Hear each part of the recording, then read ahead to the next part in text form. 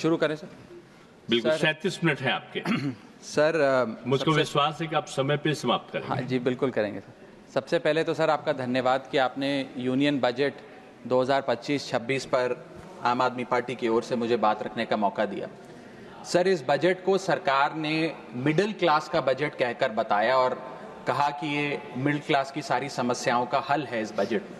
तो सबसे पहले सर मैं मिडिल क्लास की चर्चा करना चाहूँगा, उसके बाद अपने भाषण के अन्य भागों पे जाता जाऊँगा। सर, पहली बात तो यह है कि सरकारें मिडिल क्लास को एक आत्मा रहित कंकाल समझती हैं जिसकी हड्डियों पे चढ़ के $5 ट्रिलियन इकोनॉमी बनाना चाहती हैं। सर, इस देश का मिडिल क्लास कमर तोड़ मेहनत करता है, लेकिन इस मेहनत के बावजूद मिडिल क्लास गरीब हो रहा है, अमीर नहीं हो रहा। गरीबों के लिए तो अक्सर सब्सिडीज और स्कीम्स लाई जाती हैं जो कि लानी भी चाहिए। अमीरों के लिए production linked incentives, rebate, tax incentives, न जाने क्या क्या लाया जाता है, लेकिन इस देश के मिडिल क्लास को कुछ हासिल नहीं होता। ऐसा लगता है कि सरकारें समझती हैं कि देश के मिडिल क्लास के ना सपने हैं ना अरमान है, लेकिन वो सोने का अंडा देने वाली वो मुर्गी है जिसकी गर्दन जब चाहे मरोड़ के टैक्स वसूल लिया जाए। इसी के चलते सर मैं कहना चाहता हूं कि इस देश में मांग यानी कि डिमांड इसलिए गिर रही है क्योंकि इस देश का मिडिल क्लास सिकुड़ रहा है। तमाम आंकड़े एफएमसीजी सेक्टर से लेके गाड़ी बेचने वाले कंपनियों की सेल्स के आप उठाकर देखेंगे तो वो आपको यही बताएंगे कि इस देश का मिडिल क्लास खर्च नहीं कर रहा, और खर्च इसलिए नहीं कर रहा क्योंकि उसकी जेब में आमदनी ही नहीं है। मिडिल क्लास खाली सेंसस के लिए नहीं है सर, उसके भी अपने अरमान हैं, उसके अपने सपने हैं। 1989 में यूनाइटेड स्टेट्स ऑफ अमेरिका में एक पिक्चर बनी थी जिसका नाम था Honey I shrunk the kids. मुझे लगता है भारत देश में वर्ष 2025 में पिक्चर बननी चाहिए honey I shrunk India's middle class.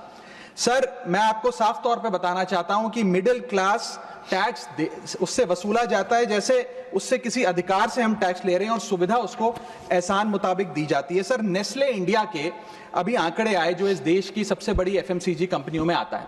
उस आंकड़ों में यह पता लगा कि 8 वित्तीय वर्षों में इस वर्ष सबसे कम ग्रोथ उन्होंने दर्ज कराई। और जब नेस्ले इंडिया के चेयरमैन से यह बात पूछी गई कि क्यों आप अपनी लोएस्ट ग्रोथ पर आ गए, तो नेस्ले इंडिया के चेयरमैन ने कहा कि भारत का मिडिल क्लास खरीद नहीं रहा, भारत का मिडिल क्लास सिकुड़ रहा है। मैं महंगी गाड़ी और महंगे मकानों की बात नहीं कर रहा सर, लेकिन सस्ती गाड़ी और सस्ते मकान जो मिडिल क्लास खरीदता है उनकी डिमांड घटती जा रही है, उसकी प्रोडक्शन घटती जा रही है, जिसका सीधा इंपैक्ट हमारी इकोनॉमी पर है। काफी चर्चा हुई सर सरकार द्वारा कि हम मिडिल क्लास के लिए 12 लाख की टैक्स रियायत लेकर आए। मैं सर बतौर चार्टर्ड अकाउंटेंट ये बताना चाहता हूं कि ना ही ये टैक्स एग्जेम्पशन है, ना ही ये टैक्स डिडक्शन है, ये एकमात्र टैक्स रिबेट है। इस रिबेट का स्वागत हम सब करते हैं, हम सबको खुशी हुई, लेकिन मैं आपको इन तीनों में फर्क बताना चाहता हूं और ये दिखाना चाहता हूं कि कैसे चोर दरवाजे से इंडियन मिडिल क्लास से अभी भी इनकम टैक्स वसूला जा रहा है।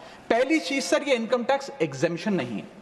एग्जेम्पशन होता है जैसे एक सोर्स ऑफ इनकम पर इनकम टैक्स लगे ही ना, जैसे कि इस देश में एग्रीकल्चरल इनकम, खेती बाड़ी से जो कमाई होती है उस पर कोई इनकम टैक्स नहीं लगता। ये वो नहीं है। ये टैक्स डिडक्शन भी नहीं है। टैक्स डिडक्शन होता है कि फर्ज करिए आपने साल में 15 लाख रुपए कमाए, इनकम टैक्स डिडक्शन आपको 12 लाख रुपए की मिली, तो 15 घटा 12 3 लाख पर आपको इनकम टैक्स देना पड़ेगा।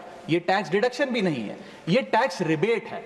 यानी कि 12 लाख तक अगर आपने पैसा कमाया साल में तो आपको इनकम टैक्स नहीं देना, लेकिन जैसे ही 12 लाख से ज्यादा, फर्ज करिए आपने 12 लाख 1,000 रुपए कमाया, तो पूरे 12 लाख 1,000 पे आपके स्लैब अनुसार आपसे इनकम टैक्स वसूला जाएगा। और दूसरी चीज, कैपिटल गेन्स पे, यानी कि अगर आप अपने कोई मकान बेचते हैं, सोना बेचते हैं, इक्विटीज बेचते हैं, शेयर्स बेचते हैं, उस पर जो कैपिटल गेन पे, मुनाफे पे लगता है टैक्स, वो इस 12 लाख की सीमा में नहीं आएगा, उस पे आपको अतिरिक्त टैक्स देना पड़ेगा।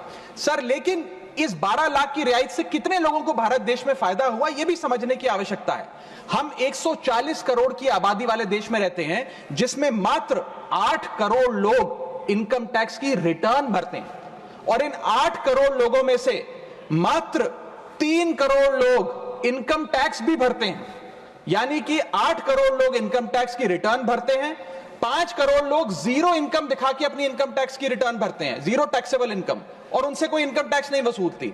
लेकिन जो बाकी 3 करोड़ बचे, मात्र वो ही इनकम टैक्स भरते हैं। तो किन लोगों का फायदा हो रहा है, यह भी समझने की आवश्यकता है। और इसका मुकाबला आप करिए सर, सीएमआई का डेटा बताता है कि इस देश में कंजम्पशन के आधार पे 43 करोड़ इंडियंस, 43 करोड़ भारतीय भारत की मिडिल क्लास में आते हैं।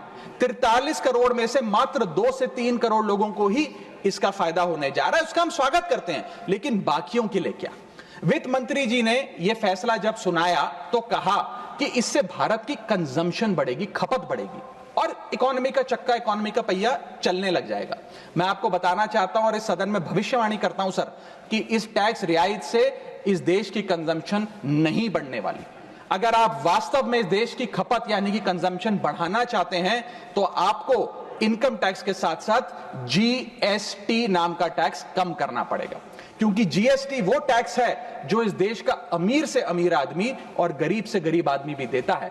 जब गरीब आदमी अपने घर में चूल्हा जलाने के लिए माचिस खरीदता है तो उस पर भी जीएसटी देता है, और अमीर आदमी जब सफर करने के लिए मर्सिडीज और बीएमडब्ल्यू खरीदता है उस पर भी जीएसटी देता है। जीएसटी वो लोग भी देते हैं जो इनकम टैक्स नहीं भरते, जीएसटी वो लोग भी देते हैं जिनको सरकार, उन 80 करोड़ भारतीयों को जिनको फ्री राशन देती है, जीएसटी उनसे भी वसूला जाता है। तो सही मायने में अगर आप भारत में खपत यानी कि कंजम्पशन को बढ़ाना चाहते हैं, इकोनॉमी रिवाइव करना चाहते हैं, तो आपको जीएसटी कम करना पड़ेगा और जीएसटी स्ट्रीमलाइन करना पड़ेगा। सर, मिडिल क्लास इस देश का सबसे देशभक्त क्लास है जो सबसे ज्यादा टैक्स देता है। और सर, जब नौकरी से लौटता हुआ साधारण पैंट शर्ट पहने मिडिल क्लास का आदमी मेट्रो की लाइन में खड़ा होता है तो उसे यह चिंता नहीं होती कि घर जाकर कौन सी पिक्चर देखूंगा या कौन सा पकवान खाऊंगा। उसे यह चिंता होती है कि मैं अगले हफ्ते अपने बच्चों की फीस कैसे भरूंगा, बाबूजी का ऑपरेशन कैसे कराऊंगा, या बड़े साल नौकरी कर ली, अब एक स्कूटी खरीद लेता हूं, लेकिन जब बाजार जाता है तो पता लगता है वो स्कूटी जो 4 लाख की जो 40,000 की मिलती थी वो अब 1 लाख रुपए की मिलने लगी, या वो ऑल्टो गाड़ी जो 3-3.5 लाख की मिलती थी अब 10 लाख रुपए की मिलने लगी। ये सच्चाई है सर, और इसलिए है क्योंकि सर सैलरी बढ़ती नहीं, बचत होती नहीं, सिर्फ और सिर्फ महंगाई बढ़ती है। और सर, मैं ये भी आपको बताना चाहूंगा, रिपोर्ट्स बताती है, इकोनॉमिक सर्वे ऑफ इंडिया बताता है कि सैलरी औसतन मात्र 3% बढ़ी है पिछले वित्तीय वर्ष में, जबकि food inflation 10%, health care inflation 15% और कंज्यूमर प्राइस इन्फ्लेशन और न जाने कितनी इन्फ्लेशन तो इनसे कहीं ज्यादा ऊपर आंकड़ों पर आज मंडरा रही है, लेकिन उसके मुकाबले सैलरी मात्र 3% बढ़ी। सर, देश का मिडिल क्लास एक बहुत बड़े डेट ट्रैप में भी फंसने जा रहा है। मैं ये भी भविष्यवाणी आज करना चाहूंगा, क्योंकि भारत का household debt to GDP ratio आज 40% पे खड़ा हो गया। सरल भाषा में बताऊं तो भारत के मिडिल क्लास परिवार आज रोजमर्रा के जीवन के लिए, अपने डेली एक्सपेंसेस के लिए लोन लेने पर मजबूर हो गए हैं, चाहे वो पर्सनल लोन हो, चाहे वो क्रेडिट कार्ड के जरिए हो, या चाहे वो अन्य प्रकार से फाइनेंशियल इंस्टीट्यूशन से ब्याज पर पैसा लेना हो।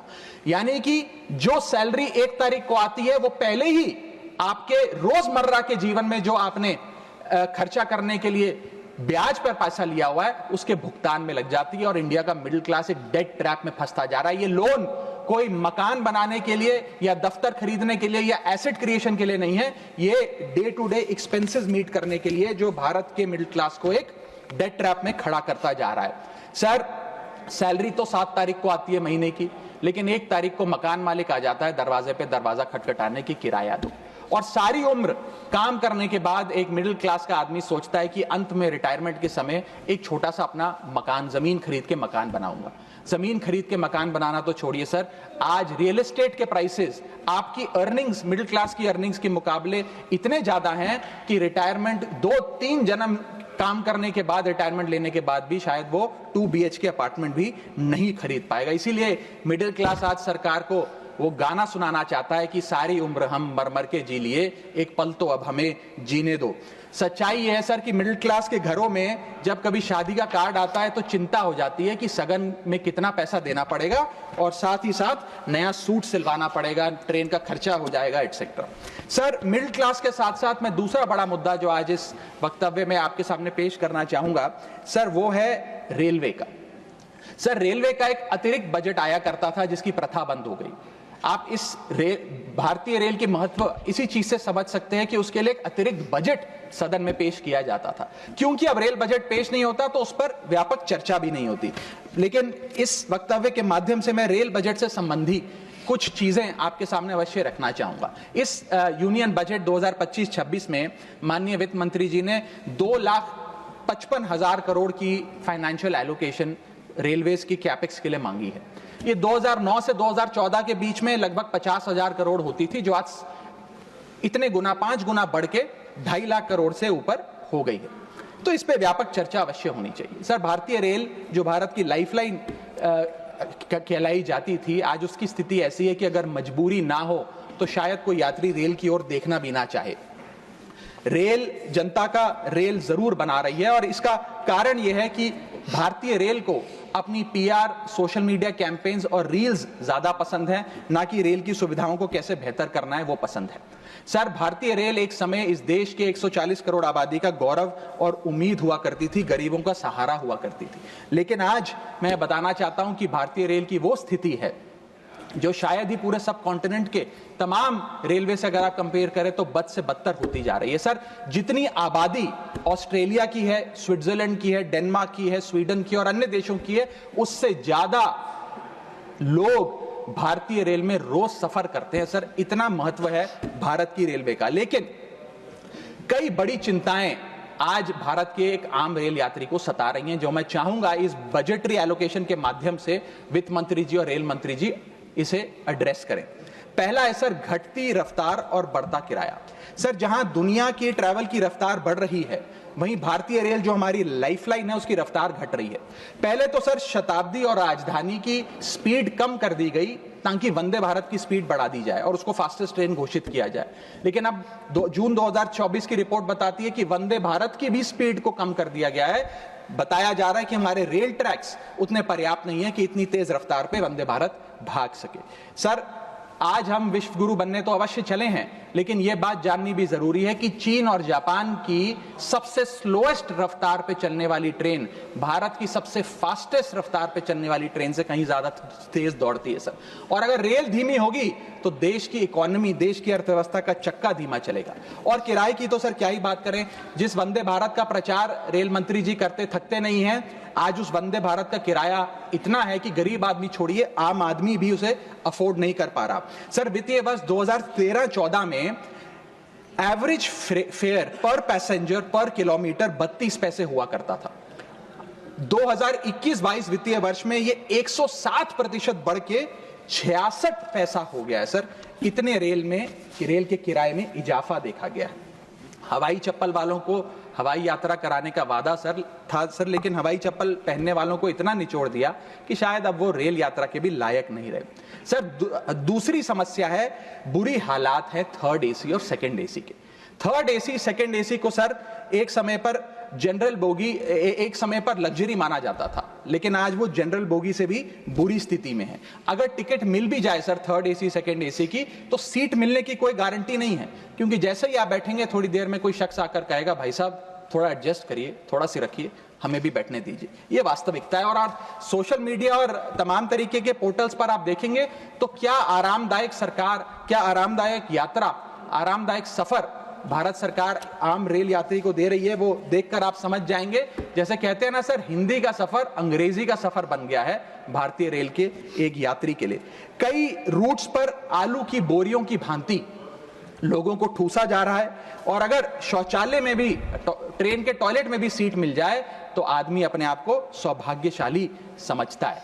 सर, जहां भेड़ बकरियों की तरह भोले भाले लोगों को ट्रेन में ठूसा जा रहा है, पूरी टिकट लेकर सुविधा के नाम पे सिर्फ धक्का दिया जा रहा है, और सर हमारे देश के भोले भाले आम आदमी इसको अपनी किस्मत समझकर स्वीकार कर लेते हैं। सर, मैं तीसरी बड़ी रेल समस्या जो कि है मिसमैनेजमेंट, अव्यवस्था, उस पर आपका ध्यान आकर्षित करना चाहूंगा। सर, पहले तो रेल की टिकट मिलती नहीं, अगर मिल भी जाए आपने अगर 2, ढाई, 3 महीने पहले टिकट बुक कराई हो, टिकट कंफर्म हो जाए तो सीट मिलने की कोई गारंटी नहीं। और सर आप अपना अनुभव देखिए, जब आप सबसे पहले प्लेटफॉर्म पर पहुंचते हैं अपनी ट्रेन में चढ़ने के लिए, तो आपको चारों तरफ सिर्फ गंदगी ही गंदगी नजर आती है। अगर बुजुर्गों के साथ या घर परिवार की महिलाओं के साथ आप ट्रैवल कर रहे हैं तो एक क्लीन वॉशरूम तक आपको मुहैया नहीं कराया जाता। और हालात यह है कि लोग मजबूर हैं प्लेटफॉर्म पर अखबार बिछाकर सोने के लिए, और वेटिंग एरिया के नाम पर तो सर सिर्फ एक नेम प्लेट, एक बोर्ड लगा नजर आता है और कुछ नहीं नजर आता। तो सर ट्रेन पे चढ़ने से लेकर ट्रेन पे उतरने तक की एक बड़ी लंबी फहरिस्त है अव्यवस्था की। यहां तक कि सर आज जब इस ठंड के मौसम में एक यात्री एक लंबा सफर तय करता है ट्रेन में और सोचता है कि थोड़ा आराम कर लूं, कंबल चादर खोल के ओढ़ने का प्रयास करता है, तो उस कंबल चादर से इतनी बदबू आती है, इतनी दुर्गंध आती है, और उसके जवाब में रेल मंत्री और रेल मंत्रालय बताता है कि हम महीने में 1 बार कंबल धोते हैं। महीने में 1 बार कंबल धोएंगे तो सर सुगंध आएगी कि दुर्गंध आएगी, मैं चाहूंगा कि सरकार इसका फैसला ले। हाइजीन रिलेटेड कंप्लेंट्स में पिछले 2 वित्तीय वर्षों में 500% का इजाफा हुआ है। ये दिखाता है कि हाइजीन स्टैंडर्ड्स को कितना कॉम्प्रोमाइज करती जा रही है हमारे देश की रेल। और सर अगर प्लेटफॉर्म पे भूख लग जाए तो आपको पानी वाली चाय, गंदे तेल में तले समोसे और छोले भटूरे अवश्य मिल जाएंगे। और इसी के साथ साथ अगर आपने IRCTC का खाना बुक किया हो और रेल विभाग आपको खाना दे, तो जब वेज थाली आप मंगाएंगे तो उसमें आपको कॉम्प्लीमेंट्री मच्छर, कॉकरोच और कीड़े मकोड़े भी नसीब हो सकते हैं। जब आप वेज थाली ऑर्डर करेंगे और ये आपको नसीब नहीं होंगे तो सूखी रोटी, कच्चे चावल और पानी जैसी दाल तो अवश्य मिलेगी। सर महाकुंभ को लेकर कई आयोजन बड़े बड़े किए गए और कहा गया कि भारतीय रेल बड़ी सक्रिय होकर महाकुंभ का आयोजन कर रही है। मैं बताना चाहूंगा कि प्रयागराज का रेलवे स्टेशन और आसपास के कई रेलवे स्टेशन को बंद करना पड़ा क्योंकि सरकार क्राउड मैनेजमेंट नहीं कर पाई। और कहां पर ये स्पेशल ट्रेन चल रही है महाकुंभ के लिए, मैं पूछना चाहूंगा कोई व्यक्ति है जिसके पास एक स्पेशल ट्रेन की कंफर्म टिकट है सर? और सर मैं चौथी बड़ी चीज जिस पर आपका ध्यान आकर्षित करना चाहूंगा वो है आम आदमी से लूट। सर पहले तो IRCTC की वेबसाइट का इंटरफेस कुछ इस प्रकार है कि आप टिकट बुक नहीं कर पाएंगे।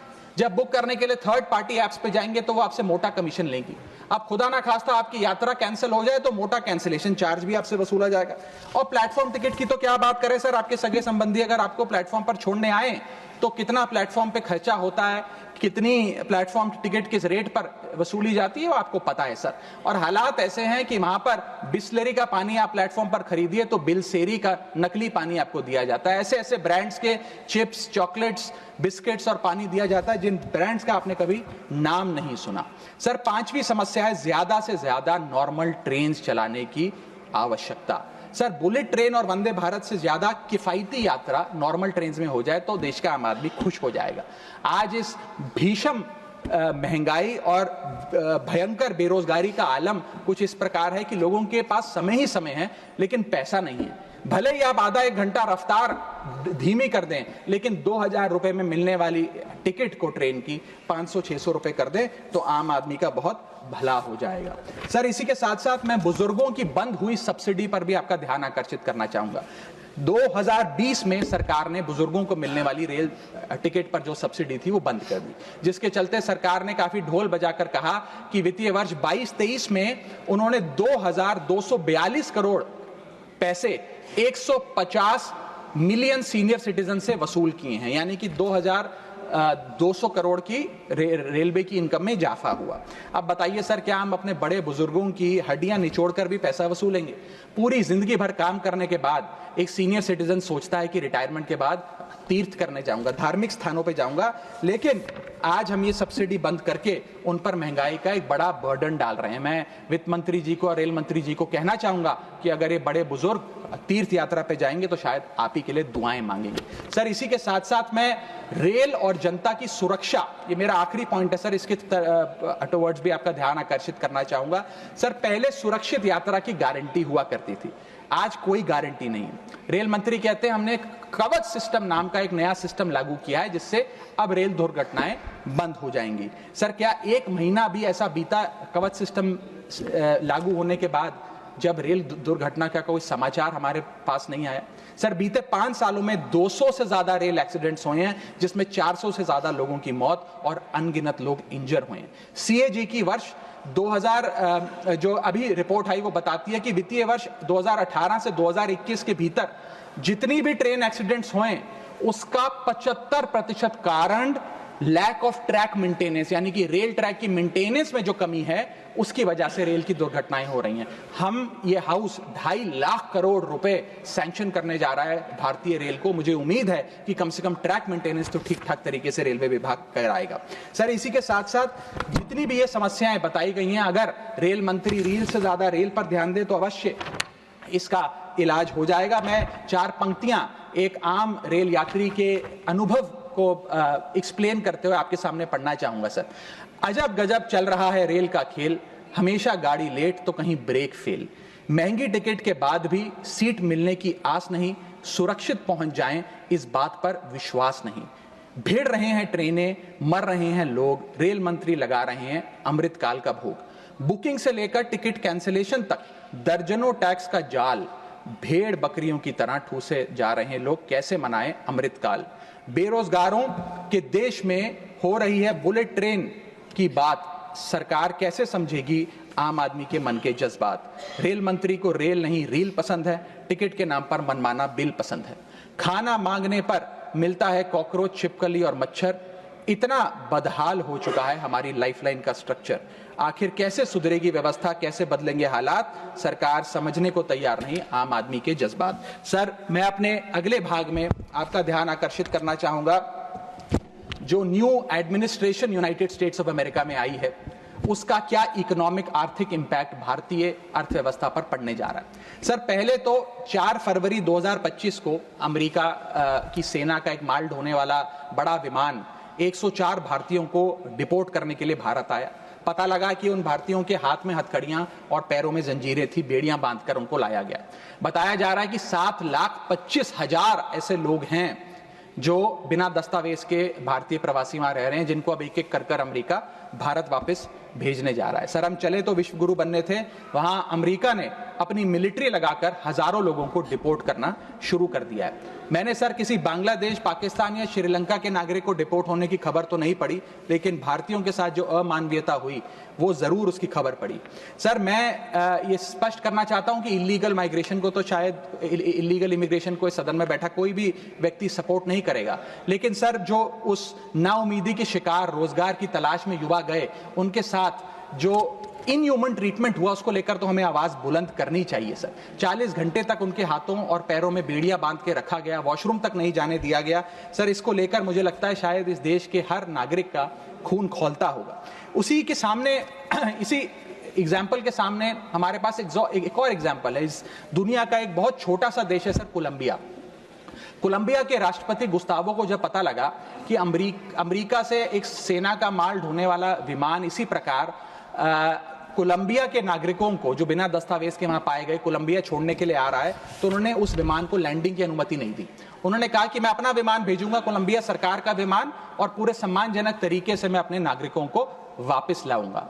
सर, वास्तव में कोलंबिया जो डटकर अमेरिका के सामने खड़ा हो गया, वो असल विश्व गुरु बना इस महीने में तो। और मैं मिनिस्टर ऑफ एक्सटर्नल अफेयर्स से भी पूछना चाहूंगा सर कि वो खुद क्यों नहीं गए इन नागरिकों को, हमारे भाइयों बहनों को रिसीव करने, क्यों हमने जहाज नहीं भेजा, अपना भारतीय वायुसेना का जहाज उनको वापस लाने के लिए। और जब हमारे पास पहले से ही सूची थी कि इन 104 भारतीयों को डिपोर्ट किया जा रहा है, तो हमने इसके खिलाफ प्रोटेस्ट क्यों नहीं किया? क्या अमेरिकी दूतावास से किसी को बुलाया, किसी से चर्चा करी, अपना विरोध दर्ज कराया? और अंत में सर, गुजरात, उत्तर प्रदेश, महाराष्ट्र, पंजाब और हरियाणा, इन तमाम राज्यों के ये लोग थे जो आए, लेकिन प्लेन को न जाने किस कारणवश अमृतसर में उतारा गया। मैं चाहूंगा इस विषय पर भी, इस स्ट्रैटेजिक डिसीजन पर भी माननीय विदेश मंत्री जी ध्यान आकर्षित करें सदन का। सर, क्या आपने कभी सुना है कि स्विट्जरलैंड का कोई नागरिक, डेनमार्क का कोई नागरिक, ब्रिटेन का कोई नागरिक, नीदरलैंड का कोई नागरिक डंकी रूट के माध्यम से अमेरिका गया हो नौकरी की तलाश में?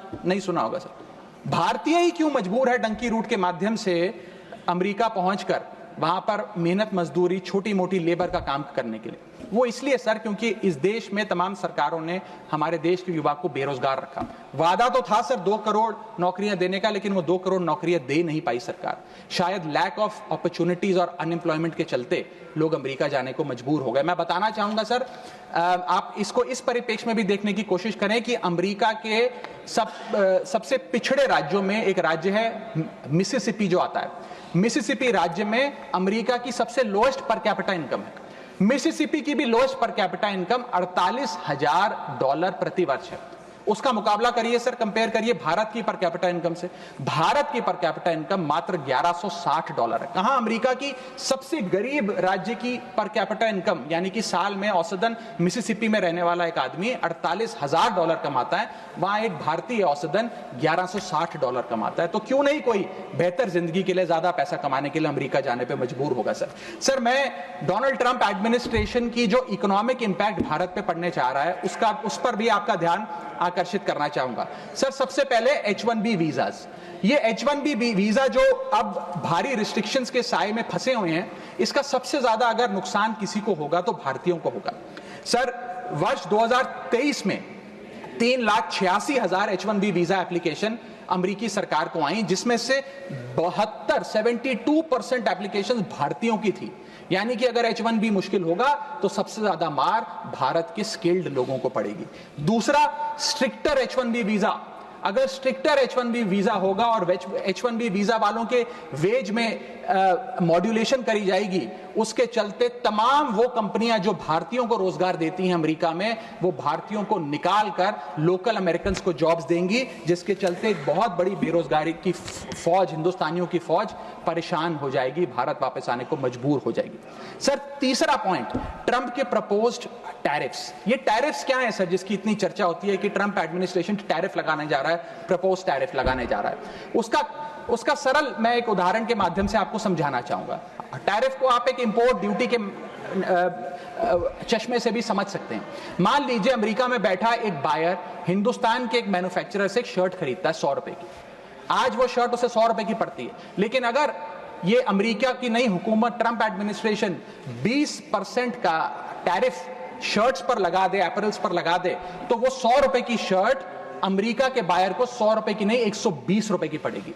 तो वो अमेरिका का बायर हिंदुस्तान से 120 रुपए की शर्ट खरीदने की बजाय 108 रुपए की, 105 रुपए की, 104 रुपए की वियतनाम, फिलीपींस और बांग्लादेश जैसे देशों से खरीदेगा। यह है टैरिफ का खेल, जिसके चलते एक्सपोर्ट्स घटेंगे, मांग घटेगी, कारखाने बंद होंगे, रोजगार जाएगा। सर पहला, आईटी एक्सपोर्ट्स। भारत $245 बिलियन का सालाना आईटी एक्सपोर्ट करता है। इसका 80% export United states of America को होता है। सबसे बड़ा प्रहार आईटी एक्सपोर्ट्स पे होगा। दूसरा, 15 से 25% यूएस टैरिफ्स इंडियन एपरल्स यानी कि टेक्सटाइल्स पर लगने जा रहे हैं, जिसका मैंने उदाहरण अभी आपको दिया। इसके चलते कॉस्ट एडवांटेज भारतीय मैन्युफैक्चरर्स की घट जाएगी, सोर्सिंग और बाइंग हिंदुस्तान से बंद हो जाएगी, और करीब करीब एस्टिमेट्स बताते हैं 2 मिलियन जॉब्स भारत की टेक्सटाइल और गारमेंट इंडस्ट्री की बंद हो जाएगी, जिसमें मेरे लुधियाने, पंजाब से लुधियाने में बहुत सारे टेक्सटाइल हब्स हैं, तमिलनाडु में है, गुजरात में, उनको सबको खामियाजा भुगतना पड़ेगा। सर इसके साथ साथ propose tariffs on Indian pharmaceuticals Donald Trump administration लगाने जा रही है। आज जितने भी pharmaceutical products, generic drugs, generic दवाइयां भारत यूएस को एक्सपोर्ट करता है, उन सब पर यह इंपोर्ट ड्यूटी लग जाएगी। मैं आपको बताना चाहूंगा 40% यूएसए की जितनी खपत है उसके 40% जेनरिक दवाइयां और ड्रग्स भारत सप्लाई करता है।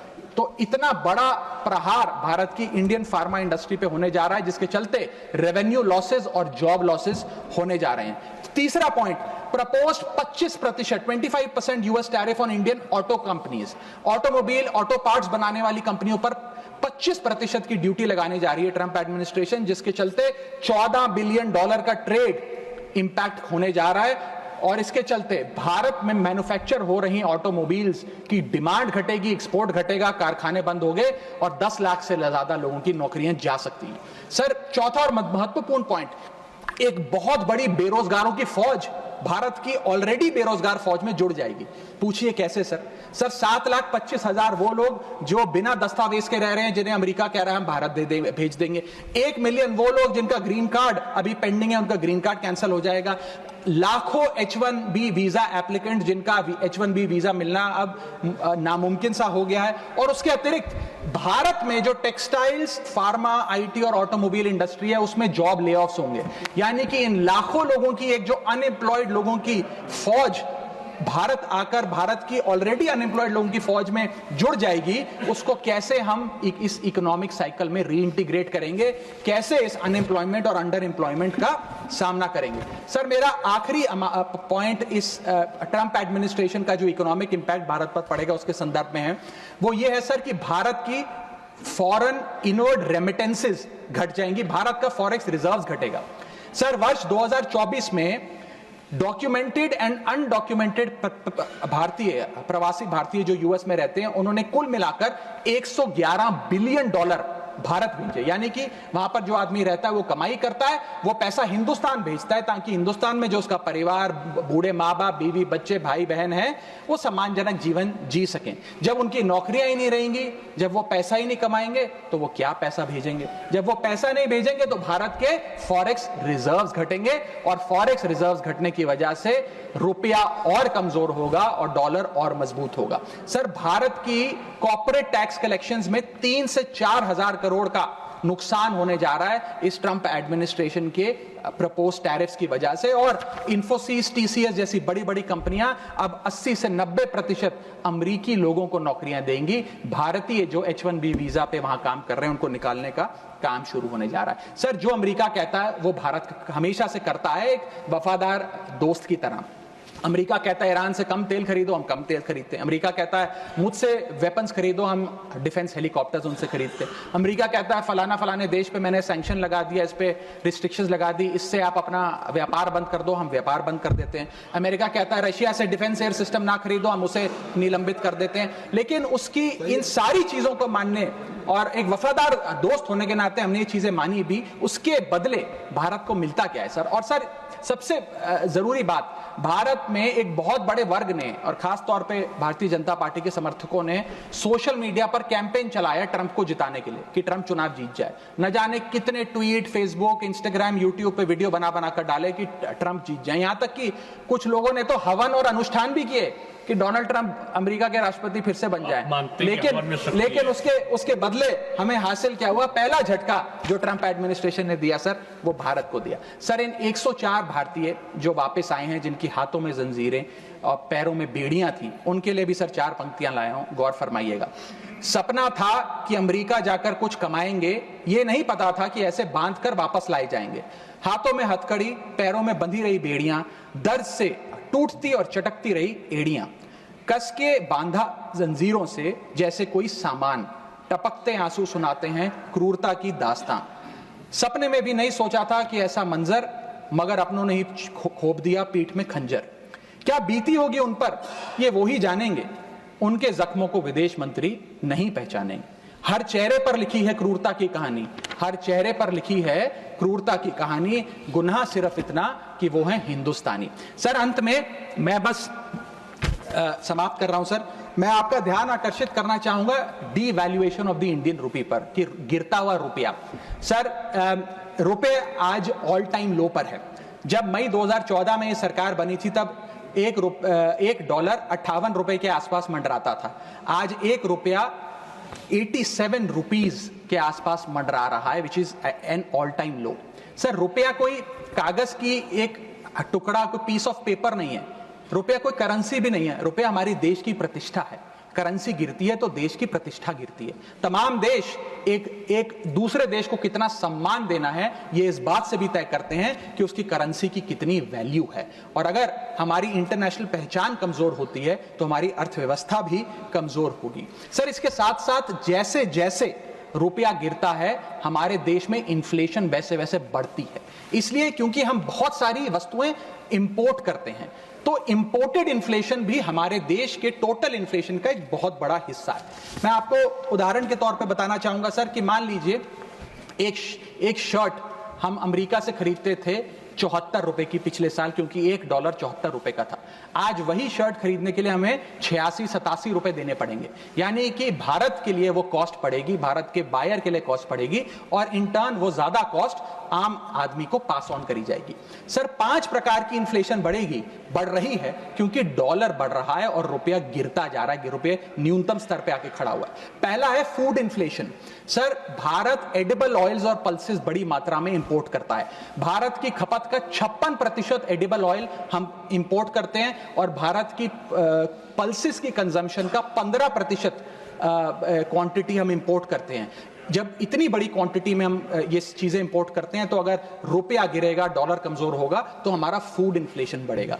दूसरा इन्फ्लेशन जो बढ़ेगा वो है एनर्जी इन्फ्लेशन। सर हम अपने क्रूड ऑयल यानी कि पेट्रोल, डीजल और जेट फ्यूल्स जिसे मैं कहूं, उनको इंपोर्ट करते हैं। 85% भारत की जितनी खपत है उसका हम क्रूड ऑयल इंपोर्ट करते हैं अन्य देशों से। उसके अतिरिक्त कोल और नेचुरल गैस भी इंपोर्ट करते हैं। जब रुपया गिरेगा तो ये एनर्जी बास्केट की जो वस्तुएं हैं इनका दाम भी बढ़ेगा और ये और महंगी होती जाएंगी, और जब पेट्रोल डीजल के दाम बढ़ेंगे तो हर चीज पर इंपैक्ट आएगा, चाहे वो रोटी, कपड़ा, मकान, सब्जियां, फल और दूध ही क्यों ना हो।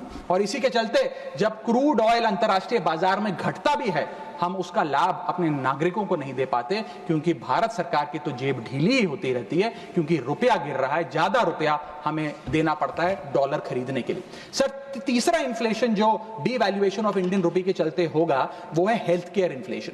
बल्क ड्रग्स, मेडिकल इक्विपमेंट्स और हेल्थ केयर कंज्यूमेबल्स बड़ी तादाद में अन्य देशों से भारत खरीदता है, जिसके सारे कॉन्ट्रैक्ट्स डॉलर में सेटल किए जाते हैं। इसके चलते रुपए गिरने की वजह से हेल्थ केयर के आइटम्स भी महंगे होते जाएंगे। चौथा इन्फ्लेशन है सर एजुकेशन इन्फ्लेशन। लाखों लोग, भारत के लाखों बच्चे विदेश में पढ़ाई करते हैं। माँ बाप कमाते तो रुपए में हैं, लेकिन ट्यूशन फी, अकोमोडेशन फी, लिविंग एक्सपेंसेस, ये तमाम चीजें डॉलर में खर्च करने पे मजबूर होते हैं। इसीलिए सबसे ज्यादा अगर किसी को हिट करेगा ये डीवैल्यूएशन ऑफ द इंडियन रुपी, तो उन लोगों को करेगा जो विदेश में पढ़ रहे हैं। सर आज से 4 साल पहले एक संपन्न परिवार अगर अपने बच्चे को यूनाइटेड स्टेट्स ऑफ अमेरिका में 4 साल का अंडर ग्रेजुएशन कोर्स कराने के लिए भेजता था, तो करीब करीब 1 करोड़ रुपए का खर्चा आता था। आज क्योंकि डॉलर इतना मजबूत और रुपया इतना कमजोर हो गया है, ये अमाउंट बढ़ के 2 से 2.5 करोड़ रुपए हो गया है। सर इसी के साथ साथ मैं बताना चाहूंगा कि 5वीं बड़ी इन्फ्लेशन जो इस देश में होने जा रही है गिरते हुए रुपए के चलते, वो है electronics inflation. Sir major electronic components Bharat import करता है। सर समाप्त कर रहा हूं, भारत इंपोर्ट करता है। इन सारे इलेक्ट्रॉनिक आइटम्स की सेटलमेंट यूएसडी में होती है। जब रुपया गिरता है, ये सारे पदार्थ भारत में महंगे मिलेंगे, यानी कि महंगा लैपटॉप, महंगा फोन, महंगा टैबलेट, महंगा आईपैड। और इलेक्ट्रॉनिक मैन्युफैक्चरिंग यूनिट जो इलेक्ट्रॉनिक कंपोनेंट्स इंपोर्ट करते हैं इनपुट के लिए, वो भी महंगा होता जाएगा। सर अंत में मैं बस एसबीआई की एक रिपोर्ट कोट करना चाहूंगा जो बताती है कि अगर रुपया 5% गिरता है तो भारत में इन्फ्लेशन 0.5% बढ़ती है। Direct correlation between decline of the Indian rupee and increase in the inflation. अंत में बस इतना कहूंगा सर, कई बार राजनीतिक बयान आते हैं जब रुपया गिरता है। एक मंत्री हैं, एक मंत्री, बस समाप्त सर 30 सेकंड्स, एक मंत्री रहे वाजपेयी सरकार में भी, इस सरकार में भी रहे, अब तो नहीं है खैर, लोकसभा में एमपी हैं। उन्होंने एक बयान दिया था जब रुपया गिरा था। उन्होंने कहा था the worth of the Indian rupee against the dollar was equivalent to Rahul Gandhi's age when UPA came to power. Today it is equal to Sonia Gandhi's age and very soon it will touch Manmohan Singh's age. Sir आज लोग वो कहाँ हैं? आज क्यों नहीं बयान देते? आज रुपए पे क्यों नहीं चिंता करते? अब कोई ध्यान क्यों नहीं देता? रुपए पर बयान क्यों नहीं देता? रुपया तो हर दिन गिर रहा है, अब कोई रुपए पे गिरते रुपए पे ज्ञान क्यों नहीं देता? ये मैं पूछना चाहूंगा। बहुत बहुत धन्यवाद, थैंक यू, बहुत धन्यवाद।